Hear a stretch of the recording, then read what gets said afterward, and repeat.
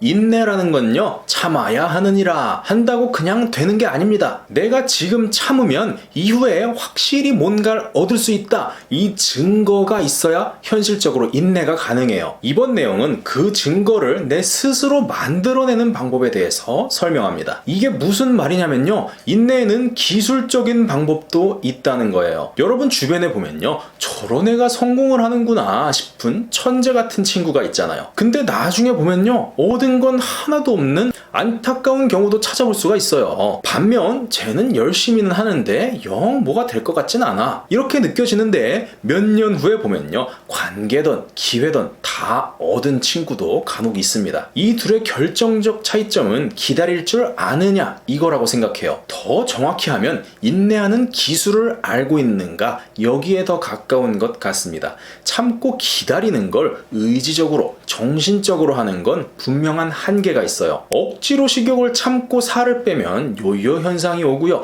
자격증 공부도 3, 4일은 열심히 하다가 점점 시들해지는 일이 많잖아요. 인내의 기술을 모르기 때문입니다. 여기서 핵심이 되는 게 스캐폴딩적인 사고가 가능한가 이거라고 생각합니다. 이 관점이 장착되면 뭐가 달라지냐면요, 내가 가진 한계를 마주했을 때가 있잖아요. 그러면 더 이상 못하겠다, 끈기가 바닥이 났다, 이렇게 느껴지는 순간을 더 이상 오를 수 없는 산의 정상이라고 여기지 않고요, 더 쌓아갈 수 있는 공사 중인 건축물로 인식을 하게 됩니다. 결국 마지막에 뭔가 얻는 사람은요, 자기 한계를 조금씩 넘어서면서 계속 내 길을 끊임없이 가는 사람이라고 생각합니다. 이걸 하기 위해서요, 감정적으로 할 수 있어, 이건 좀 뜬구름 잡는 소리 같고요, 현실을 살면서 가능하려면 한계를 넘기 위한 실행 피드백 시스템을 직접 만들 수 있어야 한다고 생각합니다. 이걸 만들 수 있는 사람은요, 한계의 순간에 왔을 때 내가 충분히 더 할 수 있는 거구나, 조금만 더 버텨볼까, 어차피 되는 건데, 이렇게 생각을 하게 됩니다. 먼저 스캐폴딩이 뭐냐, 건물 지을 때 주변에 철골 같은 걸로 사람 다닐 수 있게 임시로 만드는 거 있잖아요. 그걸 한국어로는 비계라 하고요, 영어로는 스캐폴딩이라고 합니다. 건물 2층 만들면 다음 3층을 쌓아야 하는데 사람이 공중부양해서 작업할 수는 없잖아요. 그래서 잠깐 구조물을 세워놓고 건물이 완성되면 치워버려요. 일시적 도움을 받을 수 있는 구조물인 겁니다. 단계적 성취를 위해서 내 단계에 정확히 맞는 발판을 찾는 능력이 중요하다고 말씀을 드리고 있는 거예요. 이걸 좀 더 오늘 주제에 맞게 설명드리려면 래프 비고치키의 근접 발달 영역이라는 개념에 대해서도 같이 설명을 드리면 좋을 것 같아요. 예를 들어서 제가 퍼즐 조각을 맞추는데요, 하루에 500개까지만 맞출 수가 있어요. 이때 하루에 600개 맞추는 사람한테 도움을 받으면 이제 저 스스로도 퍼즐 600개 맞출 수 있는 능력을 배울 수가 있어요. 근데 제가 좀 욕심이 나서요, 하루에 퍼즐 5000개 맞추는 사람한테 도움을 받잖아요. 그러면 이게 성장을 하기는 어렵습니다. 제가 본다고 배울 수 있는 영역이 아닌 거예요. 중간 단계를 뛰어넘은 거죠. 이렇게 혼자서 할 수 있는 것과 다른 사람의 도움을 받아서 할 수 있는 것 사이의 영역을 근접 발달 영역이라고 부릅니다. 조금씩 내 역량을 성장시켜서 진짜 내 스킬로 만들 때 무엇보다 중요한 것이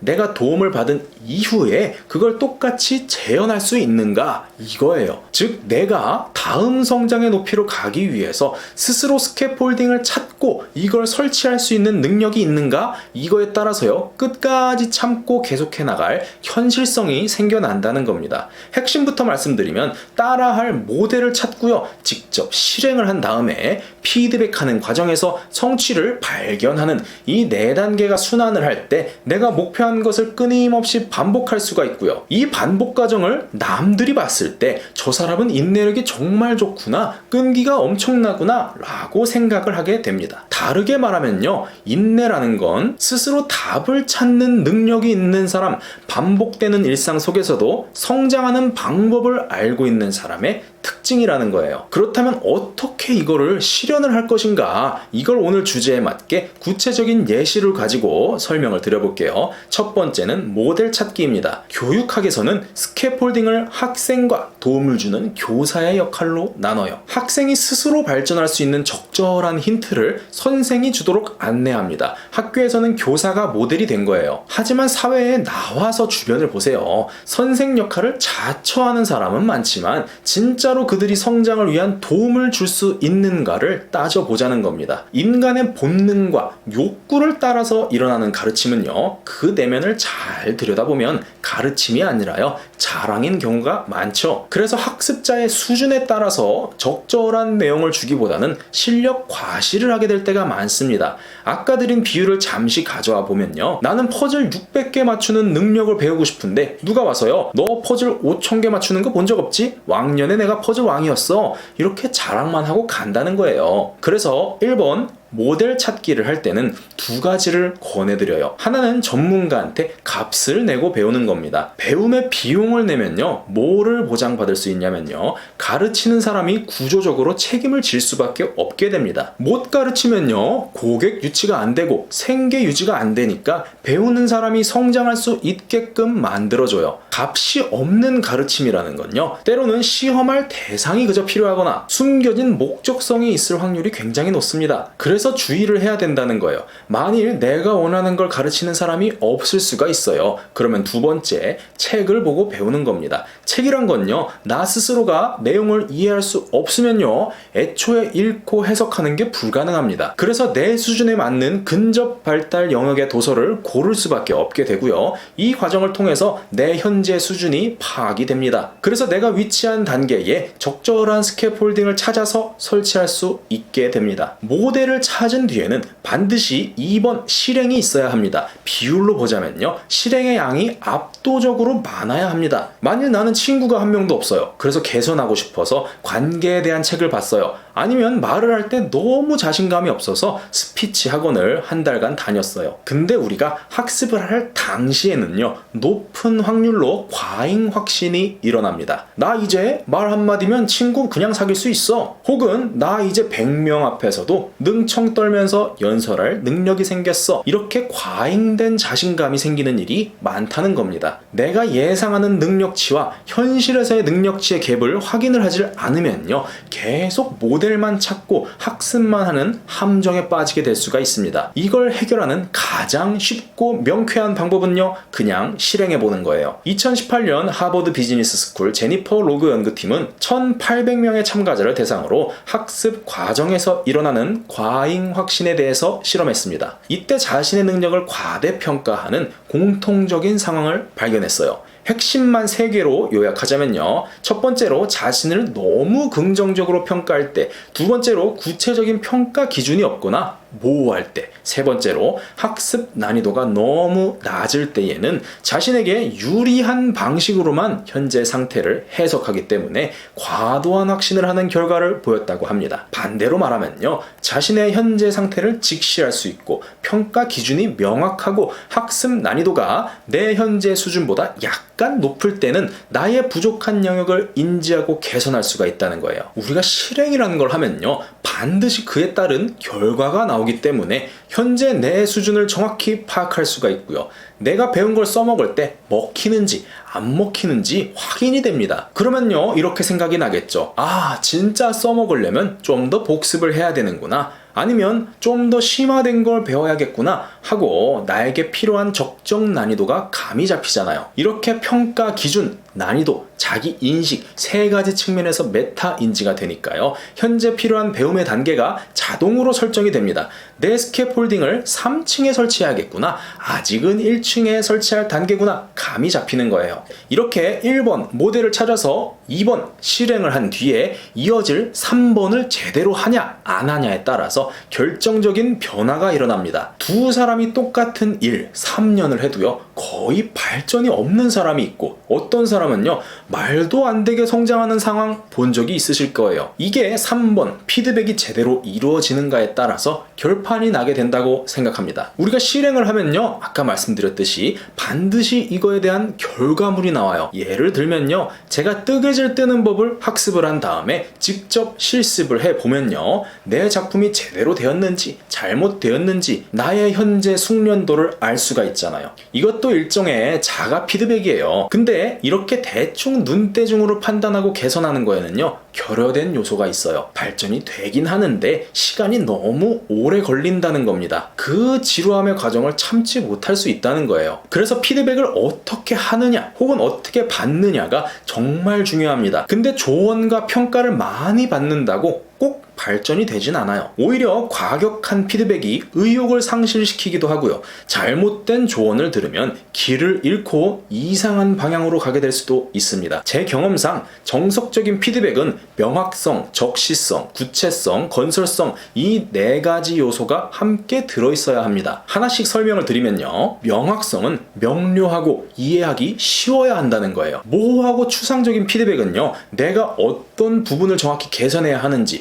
혼란스럽게 만들게 됩니다. 실천 가능한 구체적인 예시와 근거가 있어야 한다는 거예요. 지금 이 뜨개질은 정성이 없어 이러면 도움이 안 되는 피드백이고요. 너가 한 뜨개질에 3번째 줄이 대칭이 맞지가 않아서 미관적으로 완성도가 낮아 라고 하면 명확해서 도움이 되겠죠. 적시성은 가능한 빨리 피드백을 받는 게 효율 면에서 좋다는 거예요. 그래야 잘못된 학습 패턴이 반복되는 걸 막을 수가 있고요. 현재 학습 진도도 바로 파악할 수가 있어서요. 어떤 영역에 집중해야 할지 확신을 가질 수 있습니다. 뜨개질을 다 완성하고 나서요.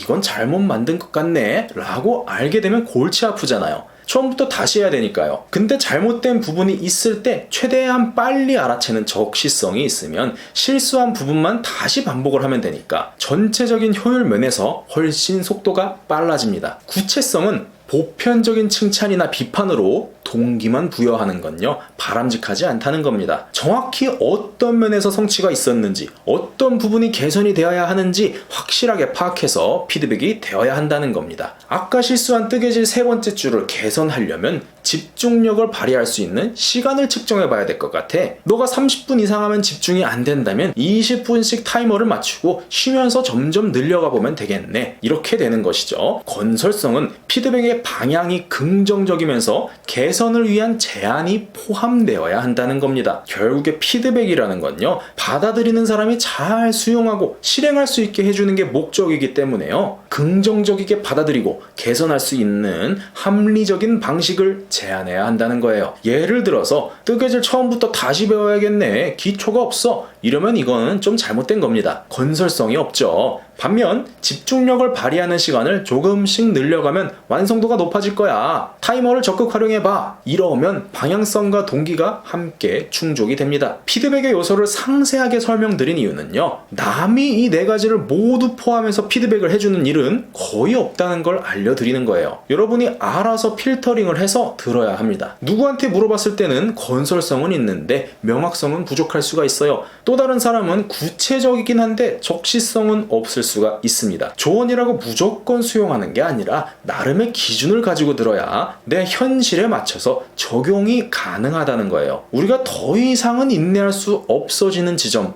나는 여기까지구나, 이 생각이 드는 큰 포인트가요, 잘못된 피드백에 계속 노출이 될 때도 있다는 겁니다. 그래서 권해드리는 건 피드백 노트를 만들어 보는 거예요. 만일 턱걸이 10개를 목표로 했다면요, 이렇게 일지를 써보는 거예요. 7월 1일 턱걸이 횟수 9개에서 10개로 늘어나지가 않는다. 네이버 지식인 운동 커뮤니티, 내가 다니는 헬스장 원장님, 주변 친구들 유튜브 등등 다 찾아서 방법을 모색해보자. 이제 나름대로 정보나 조언들을 수집해서 피드백 노트를 정리하는 겁니다. 조언 1번, 정자세로 정석대로 하면 너는 5개도 못한다. 반동 쓰지 말고 해야지. 개수만 채우면 너 운동 헛하는 거야. 헬스장 원장님이 이렇게 말을 했어요. 그럼 내 평가, 건설성은 부족하나 지금 뭘 해야 하는지 정확히 알려준다. 반동 안 쓰고 정자세로 오늘부터 해볼 것. 조언 2번, 그냥 개수만 채워. 어차피 운동은 횟수야. 하다 보면 나중에 실력 늘어있을걸? 친구의 조언. 나의 평가 밑에 또 쓰는 거죠.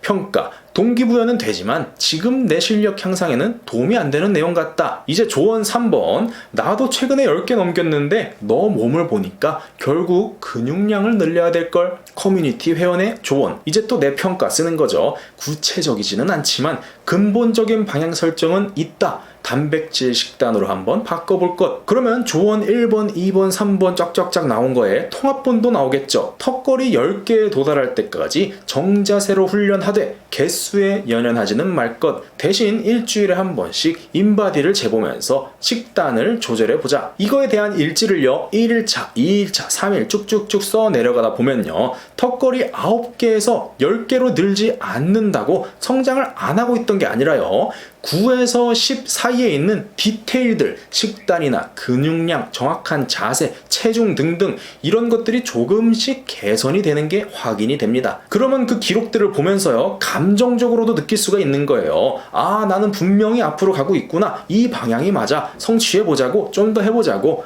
이게 4번 성취의 발견입니다. 성취를 발견할 때 동기가 강해지고요 아무 성취도 발견하지 못하면 지속할 힘이 낮아집니다. 그래서 목표를 만들 때는 뜨개질로 스웨터 만들기 이렇게 한 덩이로 잡는 게 아니라요 예를 들면요 사슬뜨기 배우기, 짧은뜨기 배우기, 소매 부분 5cm만 만들어 보기 이런 식으로 잘게 쪼개 가지고 표를 만들어서 발전한 폭이 눈에 보이게 만드는 것이 좋습니다. 그러면 스웨터 한 벌 만들었을 때 성취 한 번 있는 게 아니라 내가 정하기에 따라서요 매일 몇 번의 성취를 발견할 수도 있다는 겁니다. 스탠포드 대학교 심리학 박사 캐롤 드웩이 제안하는 성장 마인드셋도요 이와 같은 맥락이죠. 목표한 것이 이루어지지 않는 상태를 좌절로 받아들이지 않고요 완성을 위한 하나의 과정으로 인식하게 되면 그때부터는 고통스러운 인내가 아니라 발전하는 기쁨만 남게 된다는 겁니다. 그러면 이때부터는요 내 옆에 있는 사람, 주변에 있는 사람들이 나를 이런 시각으로 보게 되는 거예요. 와, 저 사람은 기계인가 봐. 어떻게 매일 저렇게 자기 할 일을 매일 참고 하는 거지? 근데 본인은 아는 거예요. 참는 게 아니라 매일 목표를 성취하고 달성하고 있는 거죠. 여기까지 정리하면요 인내라는 것은 단순히 참아야 한다 라고 각오하는 것은 한계가 있어요. 지금 참으면 이후에 확실히 뭔가를 얻을 수 있다. 이 증거가 있어야 현실적으로 인내가 가능합니다. 이것은 실행 피드백 시스템을 스스로 만들 수 있느냐에 따라 달려있다고 설명을 드렸습니다. 이걸 해내기 위해서는 단계적 성취를 위해서 내 단계에 맞는 발판을 찾는 능력이 필요한데요. 내가 충분히 학습할 수 있는 근접 발달 영역 안에서 발판을 찾는 게 중요합니다. 이걸 스캐폴딩을 설치할 수 있는 능력이라고 설명을 드렸어요. 이 능력을 4개로 분해하면 모델 찾기, 실행, 피드백, 성취의 발견으로 설명드릴 수 있습니다. 첫 번째는 적절한 모델을 찾아서 배웁니다. 전문가에게 값을 내고 배우거나 책을 통해서 학습을 하면 좋고요. 책은 자동으로 내 수준에 맞는 근접 발달 영역 안에서 고르게 되기 때문에 내 현재 수준을 파악할 수 있어서 추천을 드립니다. 두 번째는 배운 뒤 실행의 양이 압도적으로 많아야 합니다. 자신의 능력을 과대평가하는 상황을 방지하기 위해서요. 실행을 통해서 현실의 능력치를 확인하는 것이 중요하고요. 이걸 통해서 내 근접 발달 영역을 더 명확하게 알 수 있게 됩니다. 셋째로 실행을 그냥 반복만 하는 게 아니라 어떤 부분이 부족한지 피드백을 받아야 합니다. 이때 스스로 평가하던 남이 평가하던 명확성, 적시성, 구체성, 건설성을 갖춘 피드백을 받는 것이 좋고요. 피드백 노트를 만들어서 스스로 평가하고 개선을 합니다. 넷째로 노트를 기록하다 보면 자동으로 목표가 작게 나눠지기 때문에 성취를 발견하고 동기를 강화하는 데 굉장히 도움이 됩니다. 이를 통해서 매일 발전을 확인하면서요 지속적인 동기를 얻을 수가 있어요. 이렇게 4단계 사이클을 반복을 하면요 현재 시점에서 나를 가장 빠르게 발전시켜주는 스캐폴딩을 멈추지 않고 계속 설치를 할 수 있게 되고요. 이 과정이 반복이 되면은 더 이상 목표가 이루어지지 않는 상태를 좌절로 받아들이지 않게 됩니다. 긴 인내의 시간이 필요한 학습 과정조차도 어떻게 그 안에서 성취를 발견하는지 알게 되는 거예요. 실패를 볼 때 좌절감을 느끼는 게 아니라 완성을 위한 과정으로 인식하게 되고요. 이때부터는 고통스러운 인내가 아닌 발전하는 기쁨만 남게 됩니다. 이렇게 인내의 기술을 갖게 되면 남들이 보기에는 인내력이 좋은 사람으로 비칠 것이지만 실제로는 고통스럽게 참고 가는 것이 아니라 매일 목표를 성취하며 성장하는 재미있는 삶을 살게 될 것이라고 설명을 드렸습니다. 여기까지 영상 시청해 주셔서 감사드리고요. 내용이 도움이 되셨다면 구독, 좋아요, 알림 설정까지 부탁드립니다.